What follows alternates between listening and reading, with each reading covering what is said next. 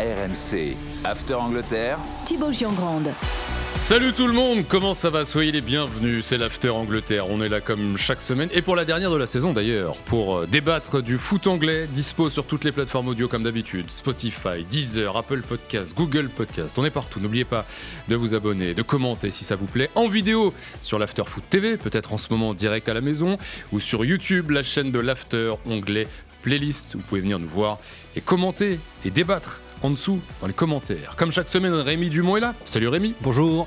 Dans ce plateau, à mes côtés. Oui, en plateau, oui, c'est vrai, dans ce magnifique plateau. Alors que Julien Laurence, notre drôle de dame anglaise, est à l'extérieur.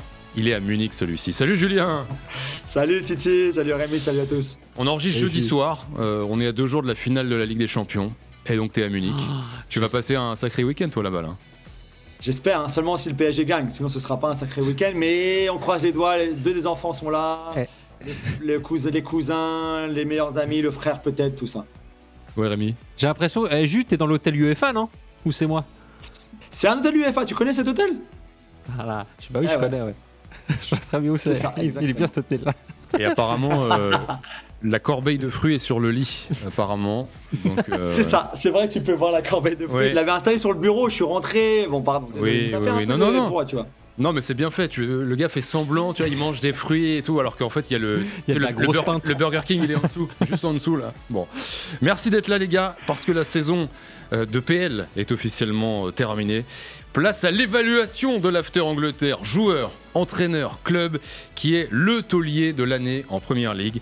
La révélation, le Casper, le boulet, gros débat et mauvaise foi au programme aujourd'hui. Et juste avant de rentrer dans le détail, Rémi Julien, je voudrais que vous me décriviez en quelques mots cette saison de Première Ligue avant de rentrer dans l'évaluation. Je vais me permettre de commencer parce que moi je l'ai trouvée un peu chiante. Voilà, je vous le dis aujourd'hui. J'ai trouvé qu'on connaissait le champion très tôt. Novembre, on avait déjà compris que ce serait Liverpool. Comme tous les ans, Arsenal n'est pas loin, mais ne gagne pas. Il y a eu des surprises qui ont un peu fait l'attrait de cette saison, mais au final, elles ont craqué. Bref, je me suis un petit peu ennuyé cette année. Voilà, je tenais à le dire. Est-ce que vous partagez ou pas cet avis, Rémi ? Ouais, je partage parce que c'est vrai que rajouter au fait que Manchester City ait vraiment pas fait une belle saison, en fait au niveau de la concurrence ces dernières saisons ça jouait entre Liverpool ou City. Arsenal était à chaque fois 2 ou 3e. Là en fait City pas bon, Liverpool très bon, Arsenal. Du coup c'est vrai que les dés étaient presque déjà pipés avant la fin de saison quoi. Donc je suis d'accord avec toi. Et désolé et bravo quand même aux supporters de Liverpool. Ça enlève en rien. Oui, non, bien sûr. Extraordinaire, je tiens à le préciser parce que je sais que je vais me faire assassiner une fois de plus dans les commentaires. Julien. Non, mais vous avez raison. De toute façon, Liverpool a été de loin la meilleure équipe. Ils ont marché sur la Première Ligue, ils ont marché sur l'eau pendant quasiment toute la saison. Pour le reste, c'est vrai que c'est pas une bonne saison. C'est pas une saison vintage, par exemple. C'est pas une saison dont on se rappellera beaucoup pour ce qu'elle a représenté. C'est pas une fin de saison à 97-98 points comme on a pu le connaître une fois avec Liverpool et City. United a été nul, Tottenham a été nul. Parmi les gros, t'es resté un petit peu sur ta faim, ce qu'a pu montrer Arsenal, City, même Chelsea en seconde partie de saison. Donc c'est vrai que ça restera pas dans les annales comme une très grande saison. Et on va la noter, on va l'évaluer cette saison avec les critères habituels de l'After. Et on commence par le taulier. Qui est le taulier de la saison pour l'After Angleterre? Rémi. C'est un joueur, un club, c'est un joueur français et c'est un joueur d'Arsenal. Comme il n'y en a pas beaucoup, c'est William Saliba. Oui. Pour moi, c'est le taulier. C'est devenu le taulier. C'est devenu l'une des références en termes de défenseurs centraux en Europe. 51 matchs, toutes compétitions confondues, joués, 2 buts marqués, mais surtout des performances de patron. Pour moi, c'était un peu l'année de la confirmation pour lui parce qu'il avait fait une très bonne saison l'année dernière déjà. Et voilà, il a montré qu'il était là, il était présent. Contrairement aux autres saisons où tu vois il y a 2-3 ans il s'était blessé au dos et Arsenal s'était effondré. Là ce sont les autres défenseurs qui se sont blessés, lui il est resté le taulier et je trouve qu'Arsenal a continué plus ou moins à performer, surtout en Ligue des Champions. Il fait un match de patron contre le Real Madrid, il met Kylian Mbappé dans sa poche sur les 2 confrontations. Il n'est pas facile de mettre Mbappé parce qu'il faut une grande poche. Oui, parce qu'il y a une grosse tête qui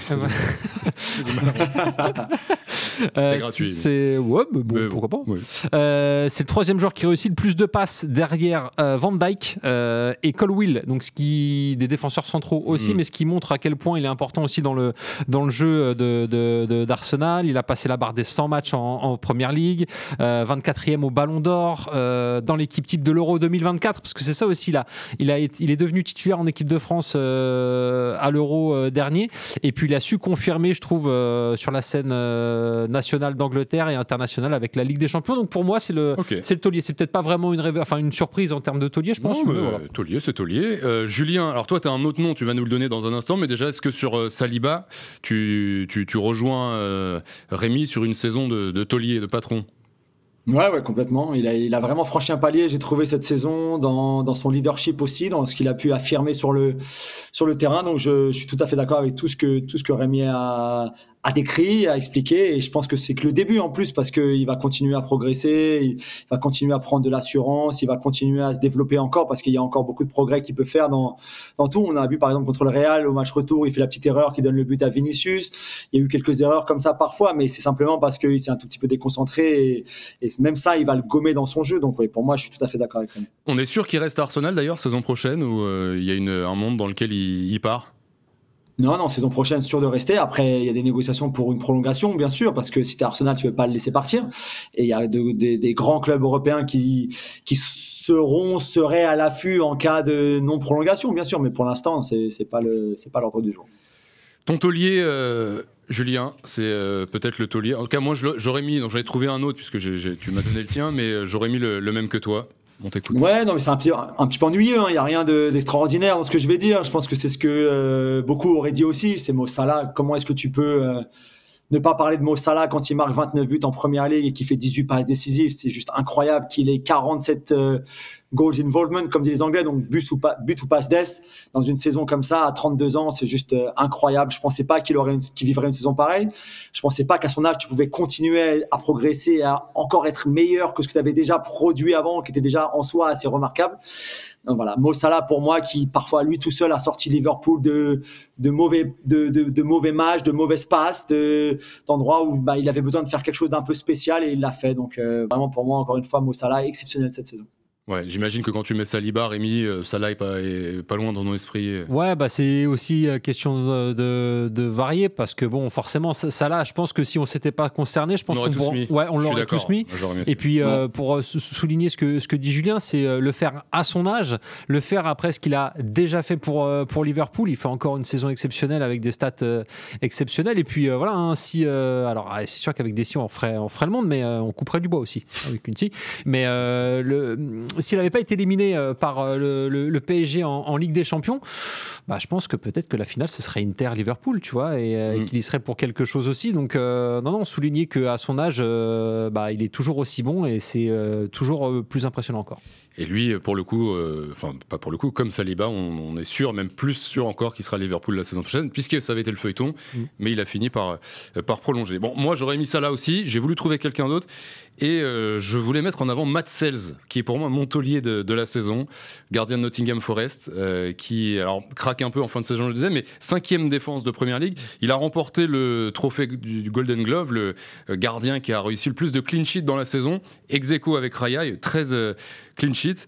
Ça fait plus de 30 ans qu'un joueur de Nottingham Forest n'avait pas eu de distinction personnelle. La dernière fois, c'était Teddy Sheringham en 93. Donc en plus, par rapport à Raya, bon, je ne vais pas les mettre en concurrence, mais beaucoup plus de boulot quand même. Il a été sursollicité. Il y a eu beaucoup d'arrêts déterminants. Donc voilà, 8 millions d'euros achetés l'été dernier, on s'en souvient, ici en France, à Strasbourg, le gardien belge. Donc je voulais mettre en avant la saison de Sells. Ouais, puis ça met aussi en avant quelque part la Ligue 1, parce qu'il est passé par là. Et puis c'est quand même un joueur qui est sous-coté, parce qu'il est quand même en sélection belge. Justement, il affronte tous les week-ends des joueurs comme Salah, comme Haaland. Donc c'est costaud ce qu'il fait, parce que c'est pas forcément l'équipe la plus expérimentée, avec à chaque fois pas mal de transferts chaque été. Donc aussi bien pour lui que pour sa défense, savoir s'adapter aux adversaires et puis à leurs propres joueurs, parce que ça bouge pas mal, c'est une sacrée perf. Julien, tu me suis un peu sur Matt Sells ou tout à fait. Tout à fait, mon Thibaut. Très bien. Grosse saison, très grosse saison. C'est une des clés de la saison de Forest aussi, il faut pas l'oublier. C'est une équipe qui a une identité plutôt défensive et pour ça, il leur fallait un très grand gardien, 2 très bons défenseurs centraux qu'ils ont d'ailleurs. Et cette combinaison-là a fait d'eux une des meilleures équipes de Premier League cette saison. La révélation de l'année, notre deuxième catégorie de cette saison de Premier League. Et là, on n'était pas tous d'accord, justement. C'était moins évident que pour le taulier de la saison. Allez, Julien, qui est pour toi la révélation de cette année de PL ? Il y a plein de candidats et j'ai choisi Morgan Rogers d'Aston Villa parce que j'aime son parcours. C'est pas un parcours traditionnel entre guillemets, ce qu'on va dire, de jeunes en centre de formation qui a ensuite fait ses débuts en équipe première à 17-18 ans. Il est passé par les championnats inférieurs en Angleterre. Il est allé à Blackpool, il est allé à Middlesbrough. C'est là où Unai Emery, qui avait été très impressionné de l'avoir affronté en Coupe d'Angleterre, est allé le chercher il y a 18 mois de ça. Pour juste 10 millions d'euros et depuis il a fait que progresser. Cette saison pour moi c'est le meilleur joueur d'Aston Villa avec Bouba Kamara. Il a été exceptionnel, il a de la polyvalence, il peut jouer à droite, à gauche, en deuxième attaquant, même en neuf tout seul.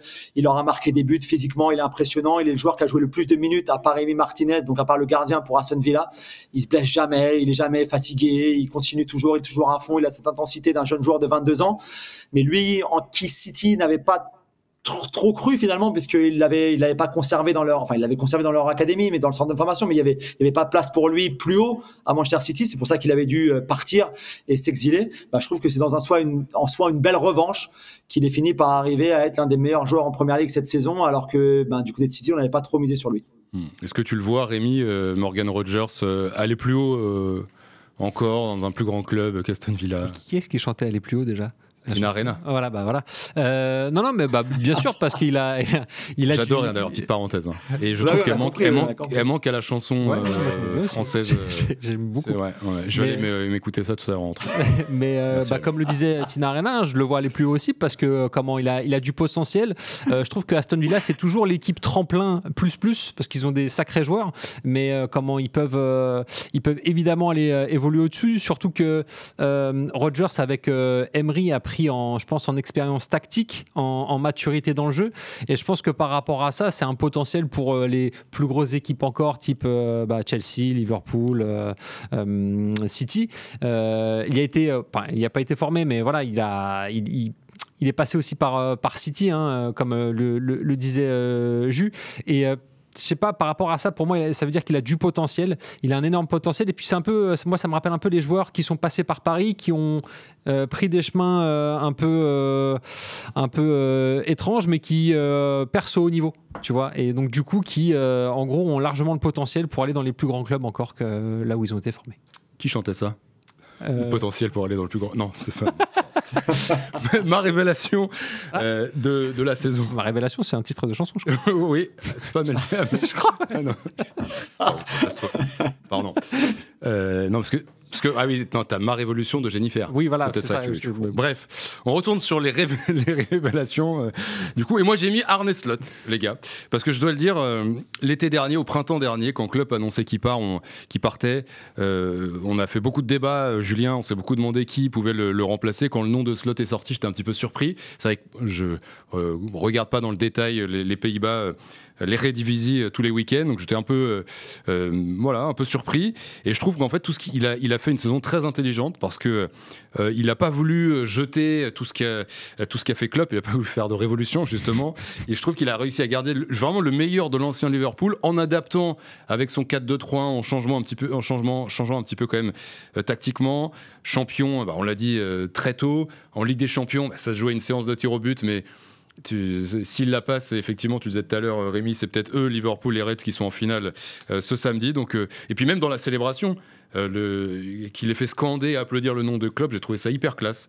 Donc voilà, révélation Slot pour moi. Ouais, et puis tout simplement passer après Klopp et toutes ces années avec le charisme qu'avait Klopp, lui avec sa patte à lui qui est un petit peu moins expressif et devant les caméras, il a réussi à redonner, je pense, le statut qu'avait Ibrahima Konaté. Il a fait devenir à McAllister un autre joueur, je trouve, et puis il a réussi aussi à garder le niveau d'excellence de Mo Salah, comme on le disait en début d'émission. Donc c'est un vrai boulot qu'il ne faut pas sous-estimer. Alors moi je l'ai mis dans révélation, mais est-ce que toi Julien tu t'attendais à ce qu'il fasse aussi bien aussi vite? Me dis pas oui, menteur.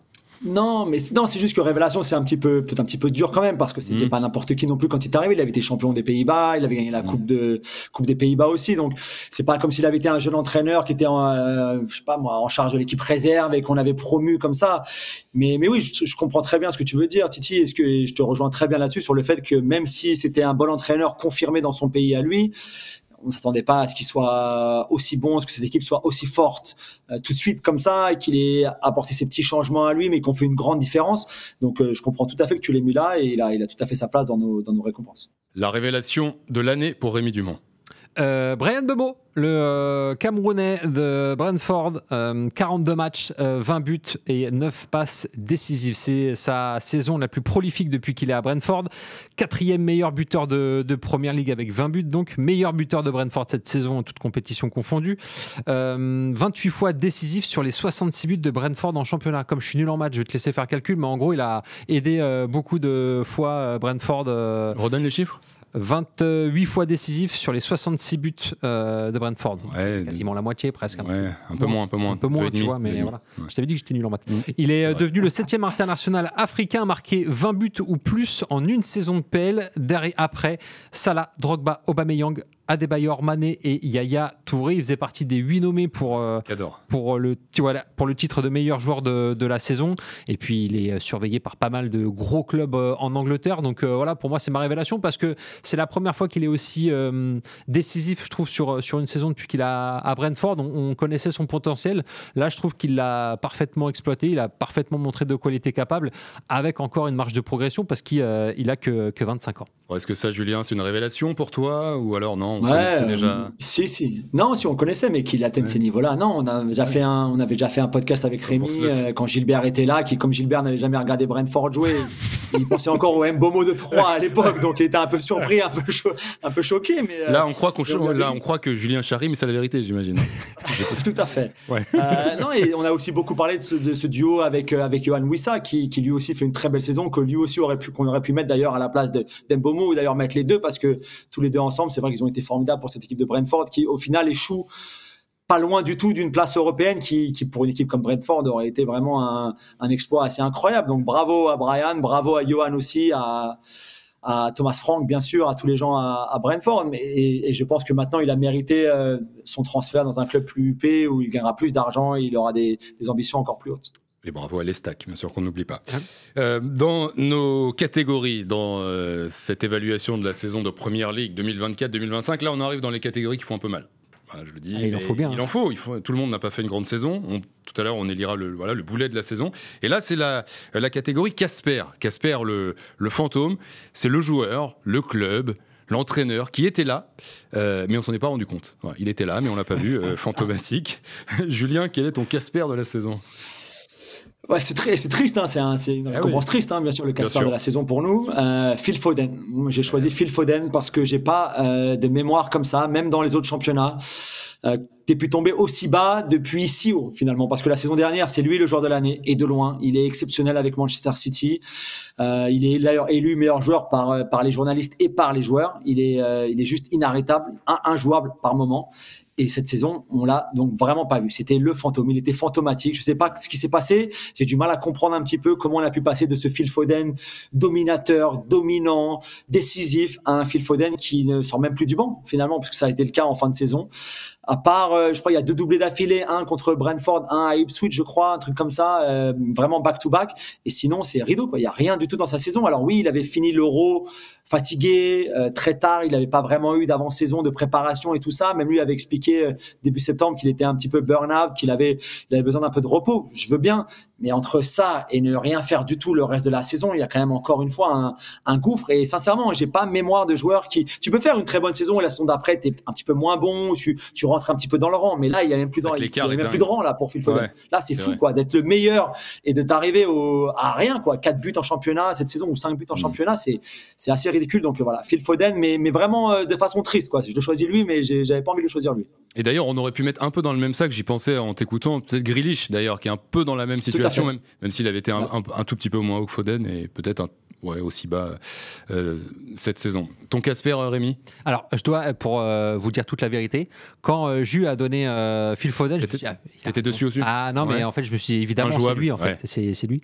Du coup, je me suis rabattu sur West Ham, parce que c'est pareil, West Ham, ils sont toujours en première ligue, ils sont toujours au bord de la relégation. T'as raison, on n'en a pas dit un mot. Et puis, en fait, t'en parles pas. Ouais. Et, mais là, ce qui est triste, c'est qu'ils avaient gagné la Coupe d'Europe il n'y a pas si longtemps que ça, notamment la Conférence League, c'est ça, en 2023.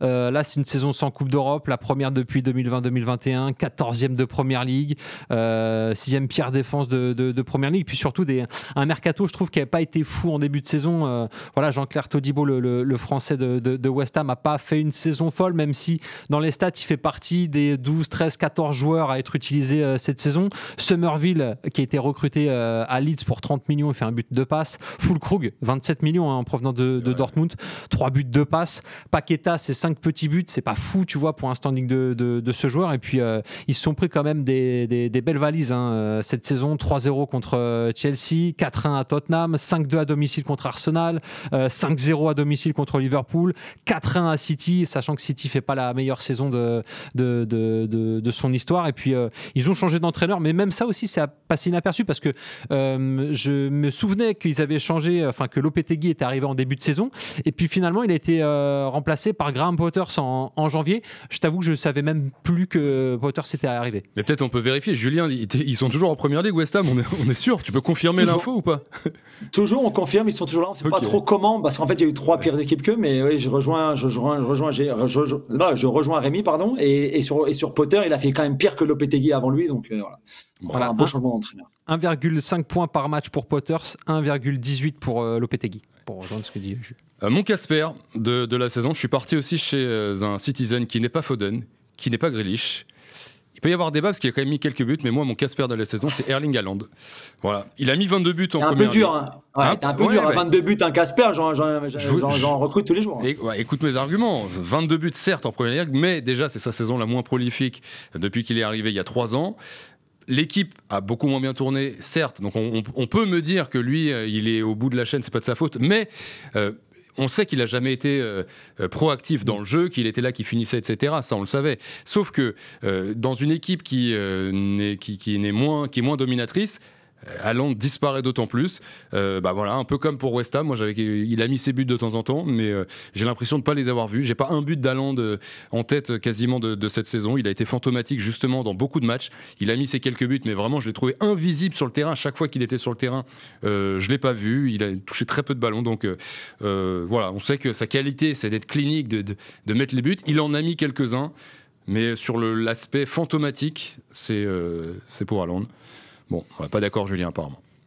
Non, je te trouve un petit peu dur parce qu'il y a quand même les 22 buts en championnat, mais c'est vrai que c'est pas sa meilleure saison. Il a pas été bon et le collectif n'a pas été bon autour de lui. Guardiola n'a pas été bon non plus. C'est pas une bonne saison pour City, même s'ils finissent 3e au final. Mais c'est aussi en Ligue des Champions que tu vois finalement les limites de Haaland cette saison et de Manchester City aussi. Donc ils ont eu cette période assez cauchemardesque entre fin septembre et décembre où ils ont perdu tous ces matchs, ils n'arrivaient plus à gagner, puis ils mettaient plus un pied devant l'autre et lui aussi. Donc je vois très bien ce que tu veux dire, même si encore une fois, un Casper à 22 buts dans la saison en championnat, je prends parfois. Et on termine cette évaluation par le boulet. Là, pas besoin d'expliquer, je pense, la catégorie. Et ça va aller vite en même temps, parce que je pense qu'un peu comme pour Salah, on aurait pu tous mettre la même chose. D'ailleurs, vous avez mis tous les deux, moi j'ai un tout petit peu changé, mais vous avez mis la même chose, Rémi. Manchester United, mais je crois qu'il n'y a pas besoin d'arguments. Ok, c'est vrai, je valide. Julien, est-ce que tu veux quand même donner un argument sur ton boulet? Oui, je vais en donner un. Ouais. Le boulet et la boulette. Voilà, Manchester United. Alors, moi j'ai voulu personnifier un tout petit peu. J'ai mis, alors c'est un peu dur pour lui, mais j'ai mis Højlund. On aurait pu mettre quasiment l'ensemble de l'équipe, même surtout l'ensemble des attaquants d'United. 16e attaque de Première Ligue. Højlund, 4 buts, 1 passe D cette saison en PL. Grosse perf. Ouais, grosse perf. Il met 6 buts en Europa League, donc ça fait 10. Mais quand tu es le numéro 9 de United, normalement sur une saison, pour un joueur acheté, je le rappelle, 77 millions d'euros il y a 2 ans. Alors, ok, il a que 22 ans, mais sauf que ça fait 2 ans qu'on le voit. Moi, je n'ai rien vu du tout. Certes, Zirkzee, c'est pas beaucoup mieux non plus, on n'a pas vu grand-chose d'autre, mais voilà, pour l'ensemble de l'œuvre des attaquants de United, Højlund. Ouais, je suis d'accord. Juste une petite stat à rajouter, 42 points d'écart entre Liverpool, le champion, et Manchester United. C'est le plus grand écart entre les deux équipes jamais enregistrées. Voilà, c'est... Ouais. En parlant de Boulet, bah tiens. Ouais, tu confirmes. Boulette. De toute façon, on est tous d'accord. Merci les gars, Julien, merci beaucoup. Merci à vous les gars, merci pour toute la saison aussi, hein. On a kiffé tous ensemble. Donc. Parce que c'est vrai que c'était le dernier after Angleterre de la saison. Là, on va se retrouver pour les afters de la Coupe du Monde des clubs. Donc, ce sera sur l'After Foot TV sur YouTube ou en audio également. Donc, on sera toujours là avec Julien. Mais pour l'APL, c'était le dernier de la saison. Donc, l'After Angleterre reviendra bien sûr avec toi la saison prochaine, Juju. Et avec Rémi également. Tu seras là la saison prochaine. Bien sûr, Vous serez là, c'est bien. Bonne finale de Ligue des Champions à toi, mon Juju. Bien, Juju. Et à très vite. Merci. Salut Rémi, à très vite et merci à vous d'être là. N'oubliez pas de vous abonner si ce n'est pas encore fait, de commenter. Hein. On attend vos catégories sous l'épisode de la chaîne YouTube. Ciao tout le monde. RMC After Angleterre.